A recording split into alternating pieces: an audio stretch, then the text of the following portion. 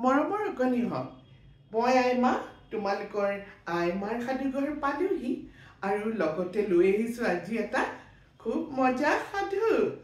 কাৰ সাধু কোৱাচোন এইটো বহুত পুৰণি দিনৰ এটা সাধু দেই এসময়ত তোমাৰ মধুপুৰ নামৰ এখন গাঁৱত এজন বৰ ধনী জমিদাৰ আছিল জমিদাৰৰ বৰ অহংকাৰ বহুত সম্পত্তি আছে আৰু তেওঁ সকলোৱে একদম পূজা কৰি থাকিব লাগে ঘৰৰ মানুহ হওক বাহিৰৰ মানুহ হওক সকলোৱে তেওঁক সন্মান দেখুৱাই থাকিলে তেওঁ বৰ ভাল পায় তেওঁৰ চাৰিজনী ছোৱালী সেই ছোৱালীকেইজনীয়েও পিতাকক খুব সেৱা শুশ্ৰূষা কৰে আৰু খুব তোমাৰ প্ৰশংসা কৰি থাকে আমাৰ দেউতা ইমান ভাল আমাৰ দেউতা তুমি নহলে আমাৰ জীৱনেই বৃথা এইবিলাক কৈ থাকে আৰু বাপেকেও খুব ভাল পায় আৰু তাহাঁতে যে ইমান প্ৰশংসা কৰি থাকে এদিন কি হ'ল জানা সকলোবিলাক চোতালত বহি আছিলে আৰু বাপেকক কোনোবা এজনীয়ে পিঠিটো খজুৱাই দিছে কোনোবা এজনীয়ে বিচনীৰে তোমাৰ বিচি দিছে এনেকৈ কথা বাৰ্তা পাতি থাকোঁতে তেওঁলোকৰ দেউতাকে সুধিলে জমিদাৰে চাৰিওজনীকে সুধিলে বাৰু আইহঁত কচোন তহঁতিনো কাৰ ভাগ্যত এনেদৰে খাই বৈ ইমান সুখেৰে আছ কচোন ডাঙৰজনে ক'লে কেলে তোমাৰ কাৰণে খাইছোঁ তোমাৰ ভাগ্যতেই আমি ইমান ধুনীয়াকৈ খাই আছোঁ দ্বিতীয়জনীয়েও তেনেকৈ ক'লে পিতা তুমি নহ'লে দেউতা তুমি নহ'লে আমাৰ গতি কি হ'ব ভাবিলেই ভয় লাগে তোমাৰ কাৰণে আমি আজি ইমান সুখে সন্তোষে জীয়াই আছোঁ ৩ নম্বৰজনীয়েও তাক একে কথাকেই ক'লে এইবাৰ নুমলীয়া জীক তেওঁ সুধিলে বাৰু সৰু আইটি তুমি কোৱাচোন তুমিনো কাৰ জহত খাই আছা তাই অলপ দেৰি ভাবি চিন্তি ক'লে পিতা বেয়া নাপাবা সকলোকে এই সংসাৰলৈ ভগৱানে পঠিয়াইছে নিজৰ একোখন ভাগ্য দি আৰু ময়ো মোৰ ভাগ্যতহে আজি এনেকৈ খাই লৈ আছোঁ তোমাৰ জমিদাৰৰতো উঠিল খং বা এই সৰু ছোৱালীজনীৰ মুখত ইমান বৰ কথা তাই নিজৰ ভাগ্যতহে খাইছে এই বুলি আৰু তৰ্জন গৰ্জন কৰি ক'লে ঠিক আছে কাইলৈ ৰাতিপুৱাই যিটো মানুহেই মোৰ ঘৰলৈ খৰি দিবলৈ আহে তাকে মই তোক গতাম আৰু চাওঁ তোৰ ভাগ্যই তোক কলৈ লৈ যায় এই বুলি কওঁতে আৰু ৰাতিটো তেনেকৈ কাটিল আৰু পিছদিনাখন ৰাতিপুৱাই আহে তেওঁলোকৰ ঘৰলৈ এটা খৰিকটীয়াটো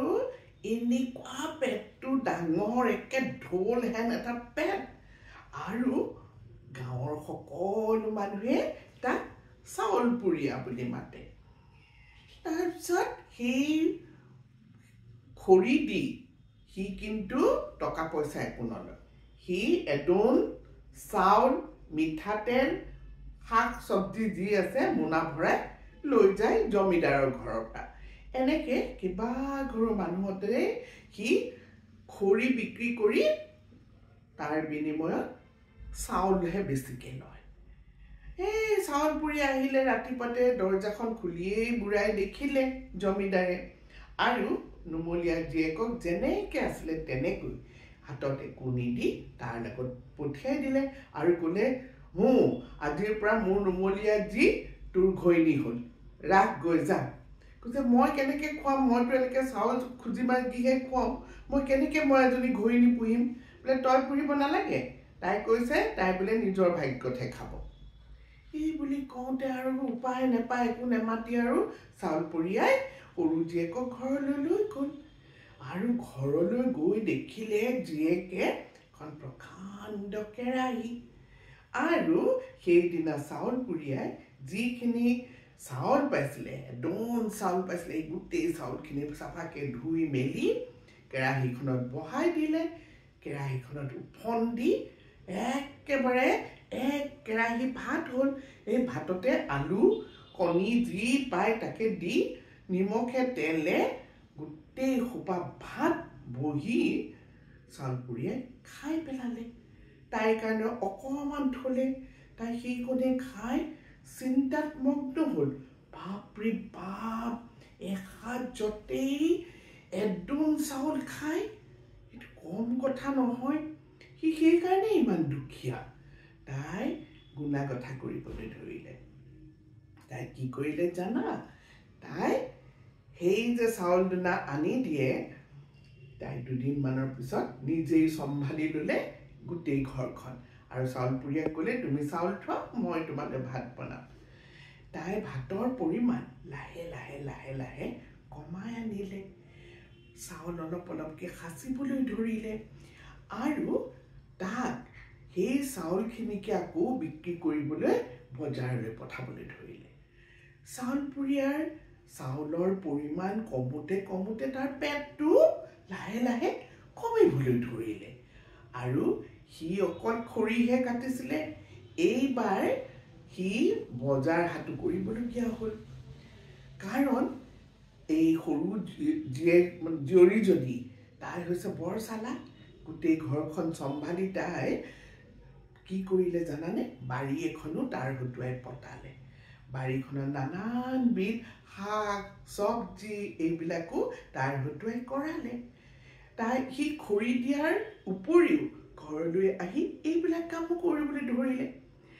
আৰু লাহে লাহে পৰিশ্ৰম কৰাৰ কাৰণে তাৰ দেহটো সুঠাম হৈ উঠিলে আৰু এনেকৈ থাকি থাকি থাকি এদিন তাক ক'লে তুমি যোৱাচোন ৰজাৰ ঘৰলৈ তাত কিবা কাম আছে যদি তুমি খোজা গ'ল এই গ'ল ৰজাৰ ঘৰলৈ ৰজাৰ ঘৰত ইপিনে সেই সময়ত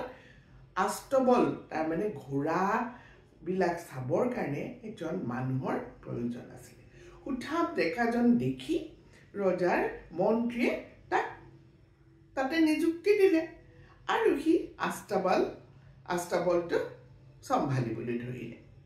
এনেদৰে থাকোঁতে থাকোঁতে সি দৰমহা পাতি পালে আৰু সি লাহে লাহে পইচা গোটাই গোটাই ধুনীয়া ঘৰ এটা সাজিলে আৰু সেই ঘৰত তোমাৰ আগপিনে ফুলনি পিছপিনে শাকনি একেবাৰে জাতিস্কাৰ এখন ধুনীয়া ঘৰ হৈ পৰিল এদিন এই নুমলীজীৰ দেউতাক অৰ্থাৎ জমিনদাৰ সেই ঘৰৰ আগেদি পাৰ হৈ যাওঁতে আগৰ জুপুৰিটো নেদেখি আচৰিত হ'ল আৰে ইয়ালৈ বেলেগ মানুহ আহিল নেকি কাৰ ঘৰ এনে সুন্দৰ এই ধুনীয়া ঘৰটো কাৰ ঘৰ বাৰু তেওঁ এখোজ দুখোজকৈ ঘৰটোলৈ সোমাই গ'ল আৰু তেওঁৰ সৰু জীয়েক দৰ্জা খুলি ওলাই আহি দেউতাকক আঠে বেঠে ভিতৰলৈ মাতি নিলে আৰু তেওঁ চাহ জলপানেৰে আপ্যায়িত কৰিলে